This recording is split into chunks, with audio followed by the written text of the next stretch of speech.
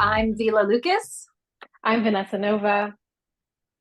Welcome to the Cosmic Conduit podcast. We are so excited to be here with you for another episode. Today, we are going to be looking at the corresponding pairs of Pisces and Virgo and how the two of them work together on this axis and help bring greater capacity for you in the world of this new paradigm. Vanessa, we have so much to say on all these topics. Where do you want to start?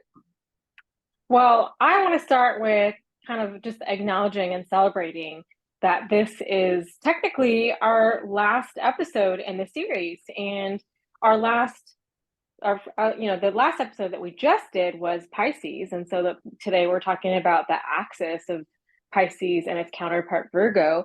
But in totality, we've gone through the whole year on all the axes, so that is something to celebrate, and it's really exciting.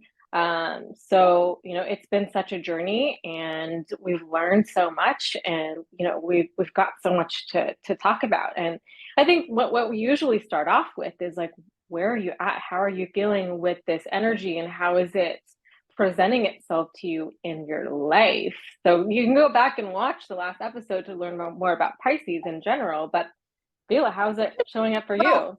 Before we dive in there, one of the things I just want to touch on, because you and I were talking about this a little bit earlier, is like, who is this for? Who is our community? Who is our Cosmic Conduit community? So that's what we've titled, that's what we're all about, is building this community around this approach to living life in the new paradigm.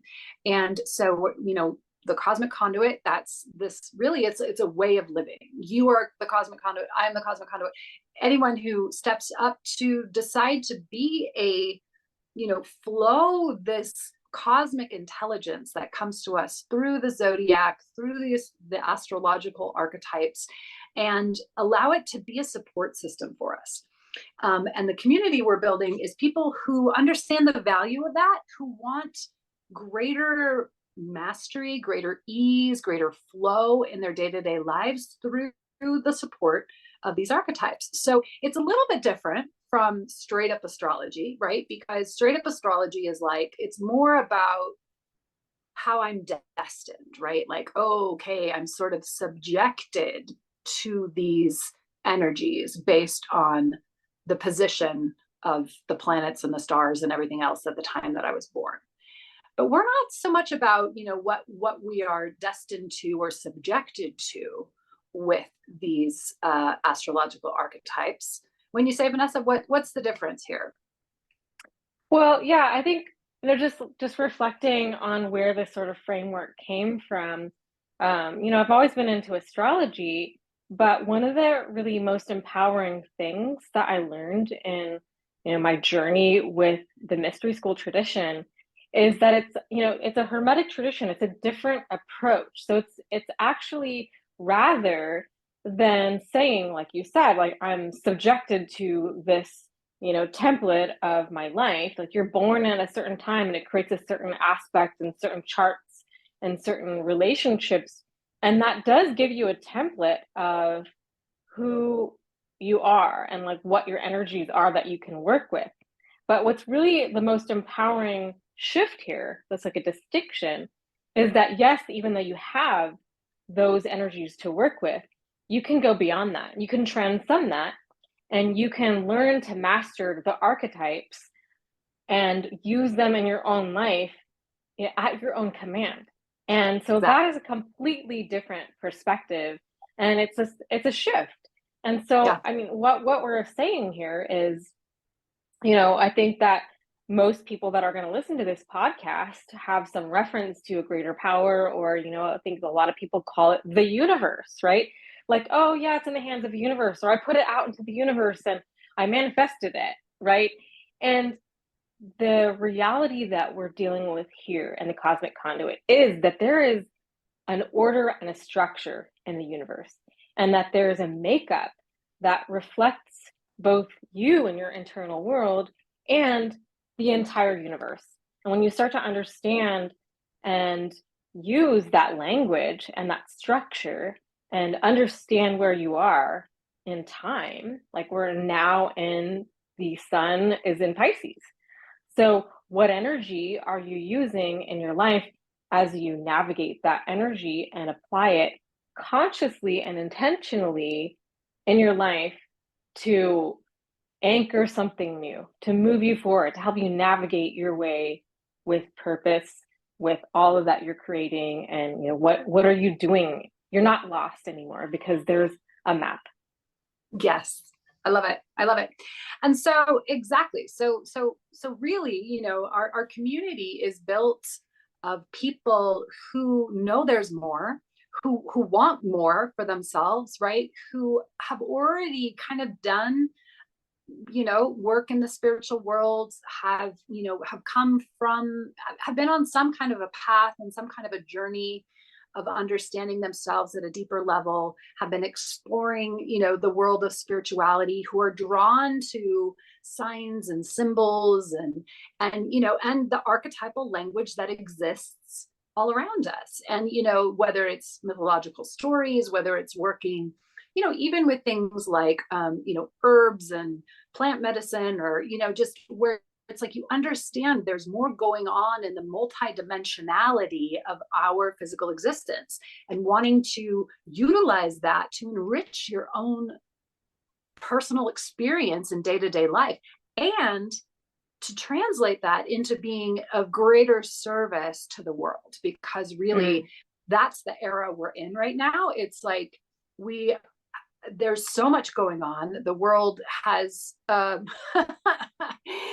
much happening, so much change, so much shift. And for those of us who've been in this world of change and transformation, we're like, yeah, of course, this is what we do.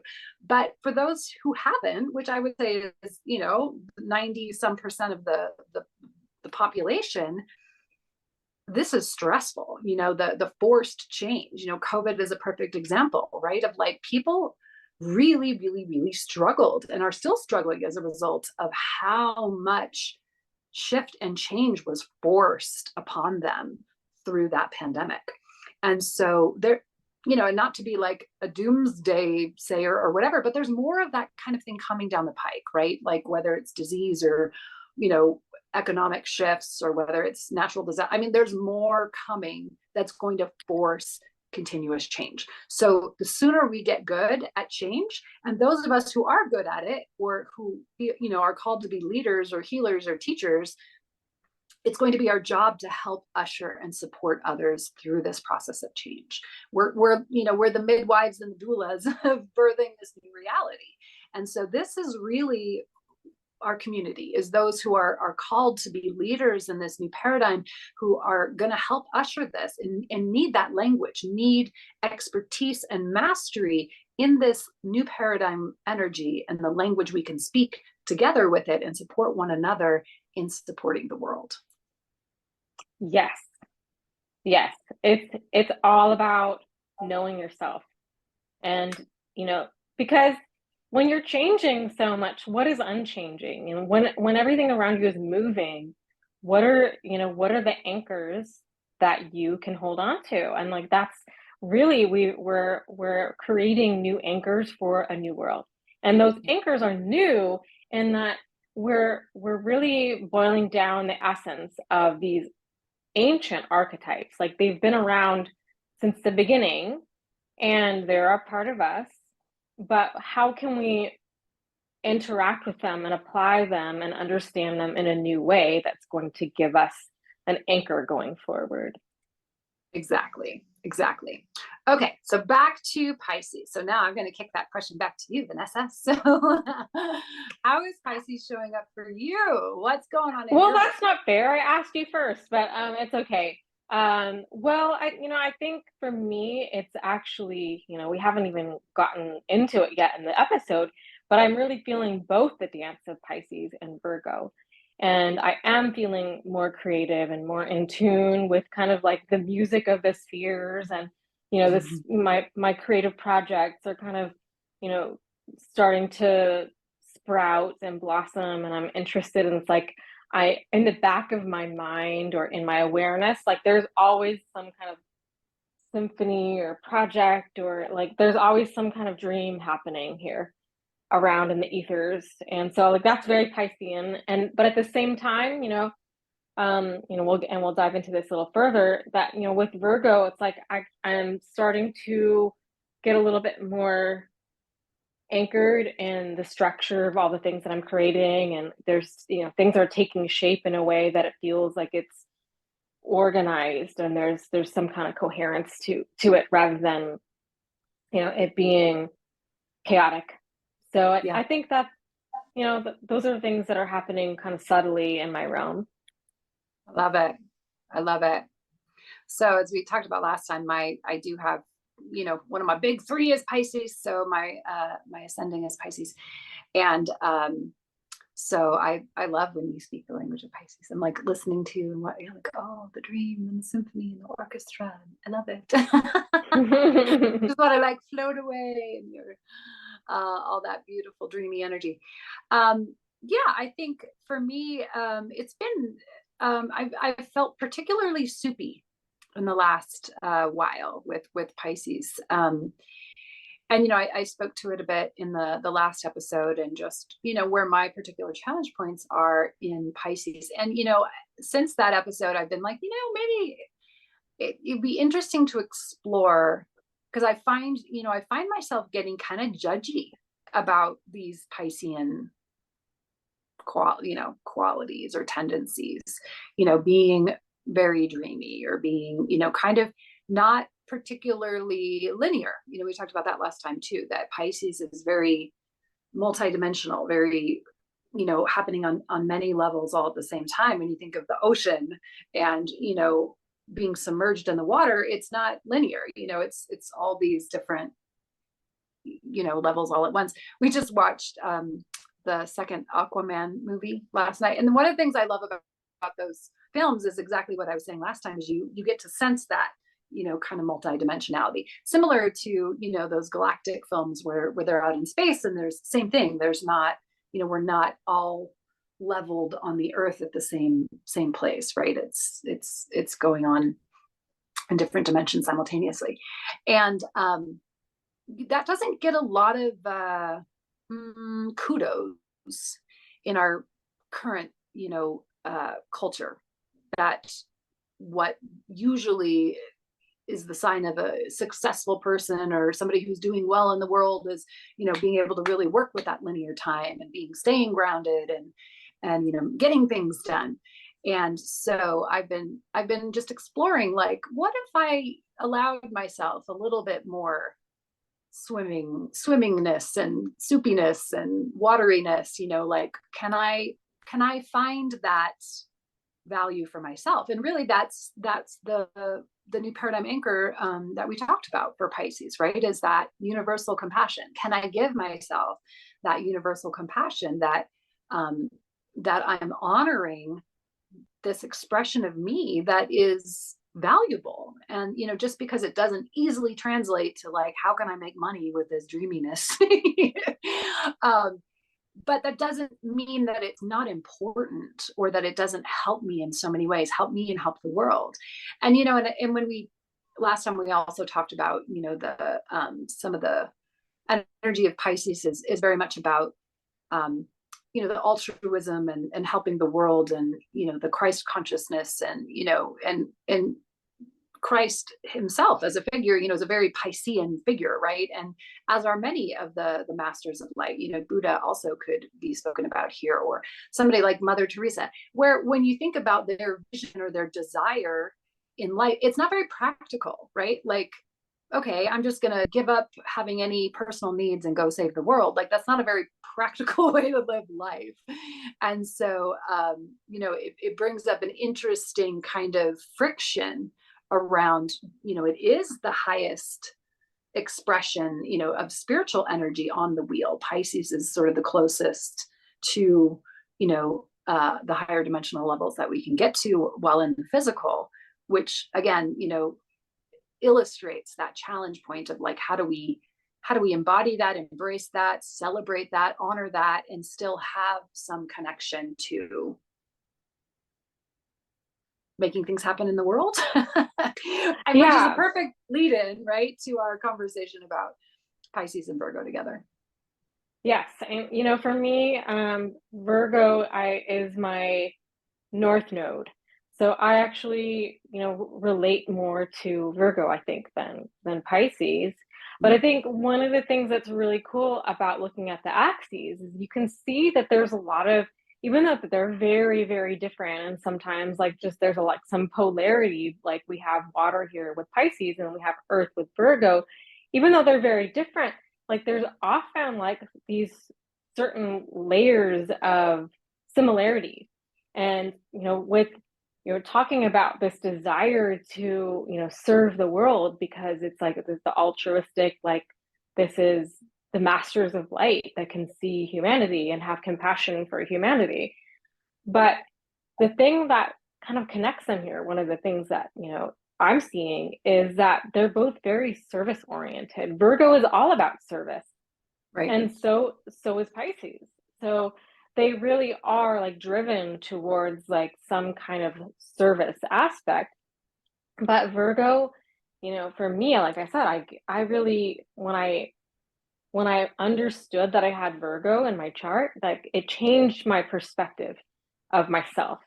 It really helped me understand that I do desire structure and organization, and I do desire efficiency and things to make sense in a really particular way in order to grow an organization or to grow a mission or to create an impact.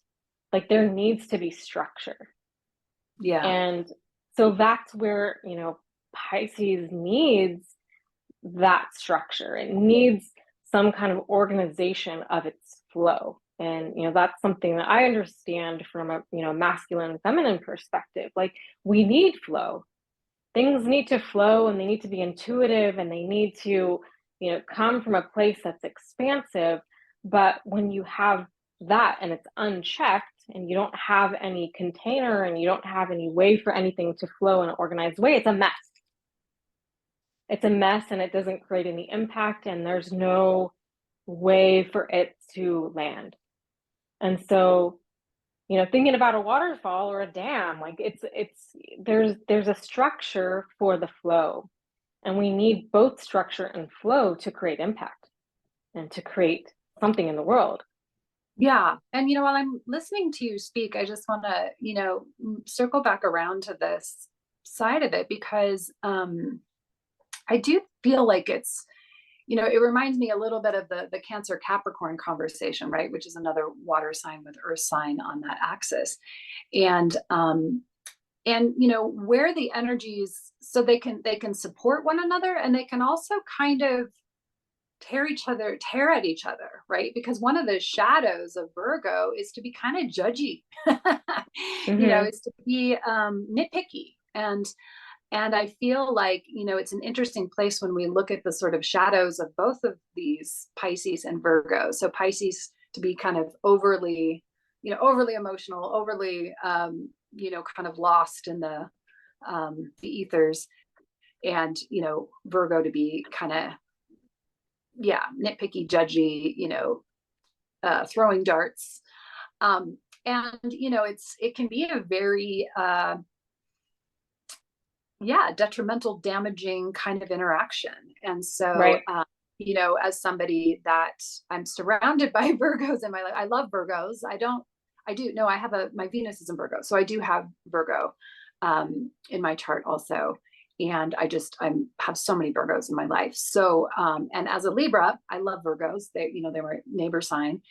And, but I do feel this tendency to sort of get caught in that Virgo boxiness of like where it wants to shoot down what can be that incredible capacity of Pisces. And so I really feel like, emphasizing this new paradigm anchor of the universal compassion, and like how do we get to that for ourselves, and how can Virgo really support Pisces to live from that place? And I think it just brings to mind, when you think of like a mystic. I don't know if you're familiar with, there's a historical figure named Hildegard von Bingen. Are you familiar with Yes. her? Mm-hmm. So amazing musician. She was I guess a nun in the like 11th century, something around there. And she used to have visions, and she was just had this very kind of ecstatic relationship with the divine. And she was, you know, talking about this and writing about this. And as a woman at that time, it was sort of like nobody knew what to do with her. They was like, oh, okay, honey. She's crazy. Yeah, great, that lady. You know, and so it, you know, when I have, you know, when I think about you know, like my heart just sort of opens to her, because, you know, what do you do with that? How do you translate something like that into a world that wants you to be practical, that wants you to be make sense, that wants you to be giving some kind of coherent contribution, right? That's our new paradigm anchor for Virgo, is contribute something that makes sense to the world. And if you're connected to some other worlds, you know, those two don't necessarily go together very well. And so it creates, you know, that same kind of friction I was referring to earlier. And it's a very uncomfortable place. And I think the other thing I want to just say here that would be a beautiful, you know, interweaving of the Virgo and Pisces together is where the compassion oftentimes in our thinking is like a luxury. You know, when you think about like meeting your basic needs of humans, compassion for one another isn't really like straight up in there. You know, it's like we tend to think like, oh, okay, once I get everything else covered, then I can be compassionate. If I have enough time, energy, you know, money, whatever, resources, then I'll open up my world of compassion. And, you know, and so it's really the Pisces of the world that are like, we need to start with compassion. We need to have compassion flowing in and amongst everything that we do. You know, as we're meeting our basic needs, we need compassion, right? We need compassion for ourselves, for the people that we're interacting with. It's not a luxury. It's an absolute necessity. And it is the water. You know, we're made up of 70% water.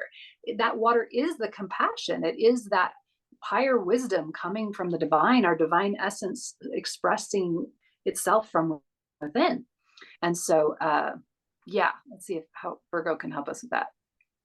Yeah, I have there's a bunch of things that I just want to comment on in what you said, because, you know, in talking about how there's, you know, these two signs rubbing against each other, like there's tension, and like where there's tension, there can also be, like where there's the most tension, there can also be the most union and the most marriage and harmony. So, you know, this is really a place where we're looking at the dance of emotion and logic, or emotion and mind.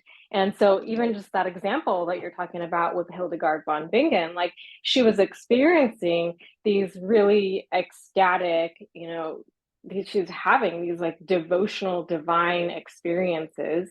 But what she translated that into, because like that's like this beautiful thing, that how do you put that in, what do you do with that, you said, what do you do with that? Well, and correct me if I'm wrong, but like I understand that she like created something, like she created compositions that were very, very mathematical.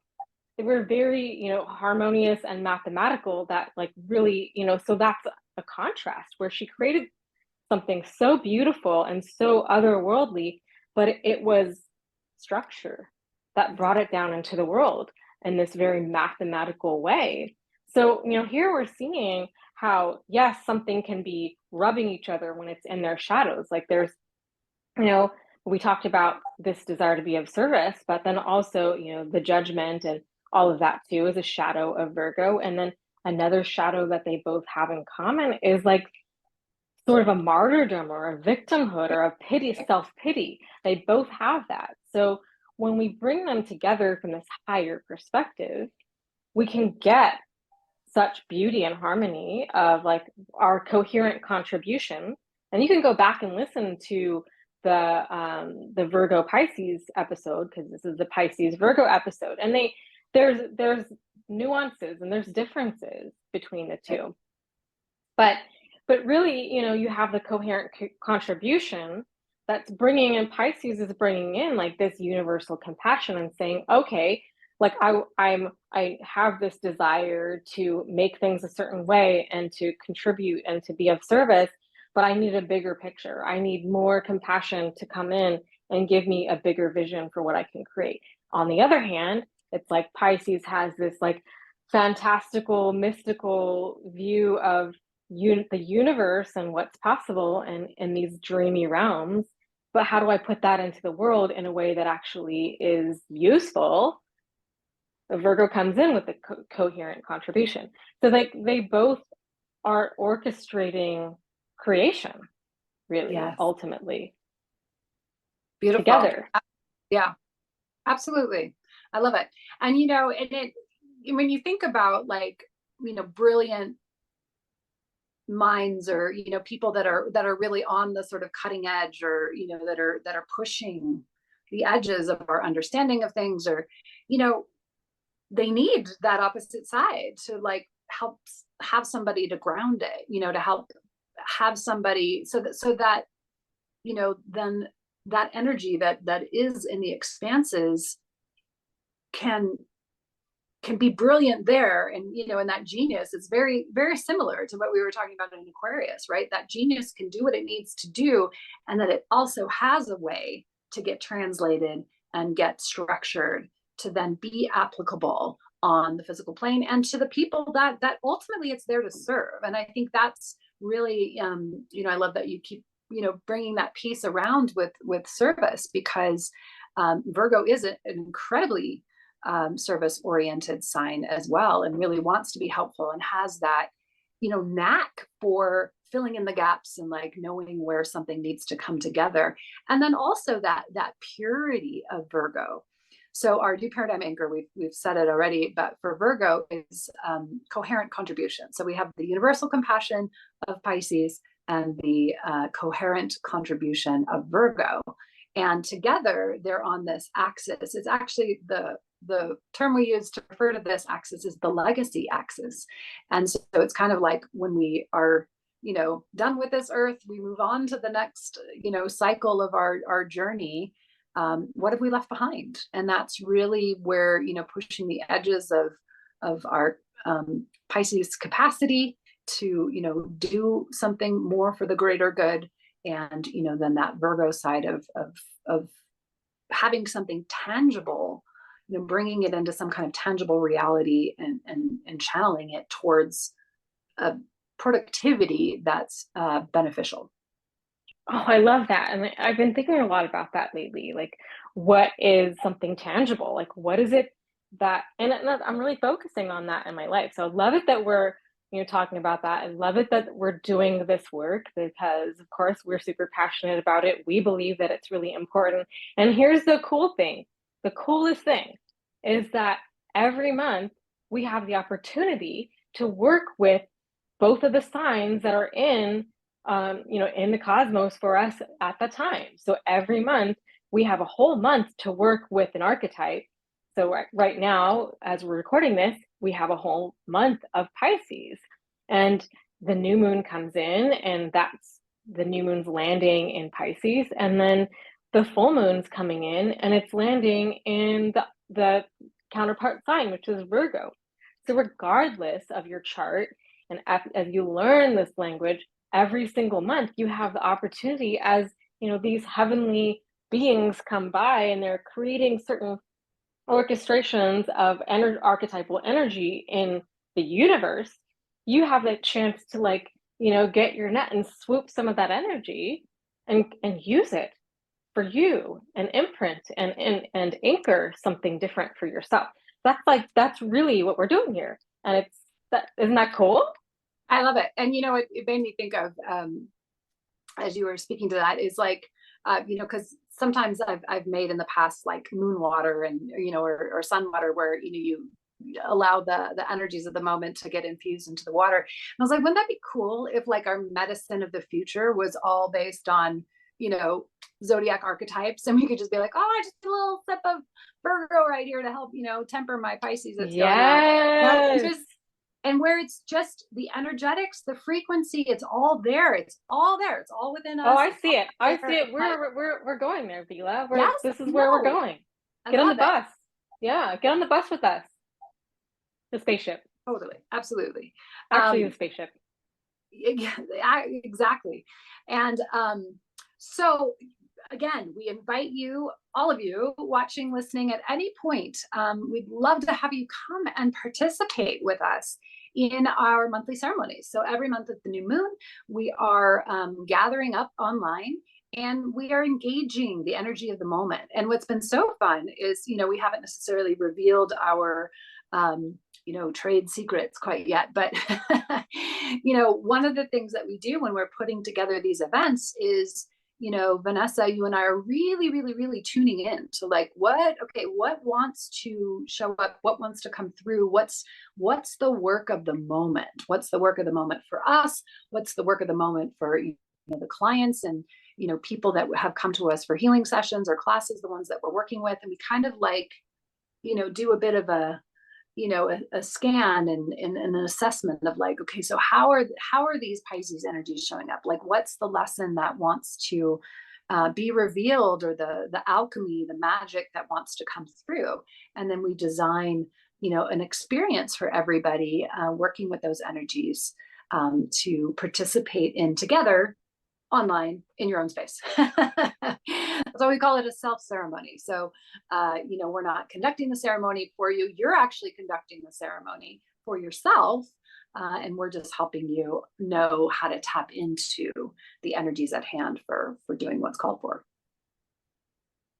I think it's brilliant.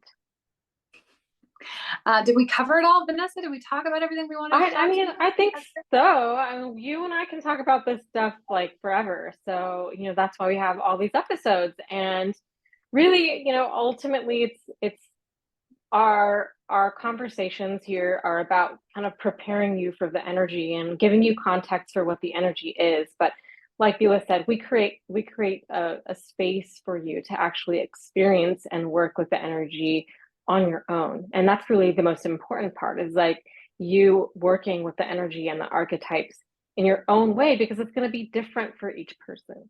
And we really believe in, experiential learning. So you can learn from us, but we're really want to empower you to, work with the energy as an experience for yourself. It's experiential and it's embodied. So, when we do the ceremony work that we do together once a month, we really do have a focus on the embodiment side of it. And that's something that, we've had people that have participated with us, and, along the way, and have, where embodiment is part of their practice or their focus, or, working with clients and in the world of somatic practices, and have just said, oh my gosh, I so appreciate how much you are centering this practice for us, or leading us through something that is so centered on that embodiment side of it, because it's actually a skill set. And this is something that maybe, people don't realize that much, is that to be embodied isn't a given. You think, oh, I'm born into a body, I'm embodied. But not really, actually. And especially in these days, and this day and age, the trend is to actually be incredibly disassociated. And that is one of the challenge, shadow aspects of Pisces. And so in this energy, it can be very easy for us to just pop out, like be numbed out on, whether it's Netflix for hours on end, or, video games, or substances, or, whatever it might be. And so part of, getting beyond that and mastering these energies is, how can I get better at being with myself with whatever is going on? And that's really what the practice of embodiment is. And there are skills to learn to get good at that, and to have that be something that is enjoyable and fun. And so we implement those as part of our self ceremonies each month. Absolutely. It's a skill, it's a practice. So we are inviting you to come and practice with us, and have create sacred space for yourself to. And it really, that's what the Cosmic Conduit is. It's like, well, you need a container. The container is you, and that's both your body and your mind and your emotional body and your spirit, and you're using that to connect with the energies of the cosmos that are you. And there's an interface with that. So that's really, ultimately the work. Yes. So come play with us. We'd love to have you join us. Check out the links here. So Cosmic Conduit Community. And, if you have questions or thoughts or, things you'd like us to address or talk about in future podcast episodes, we also invite you to please comment, ask your questions. Let us know what you're interested in hearing us go into next, because we have a whole new cycle starting and so many things that we could dive into. So let us know what you're interested in. All right. Thanks so much for following, and thanks for watching.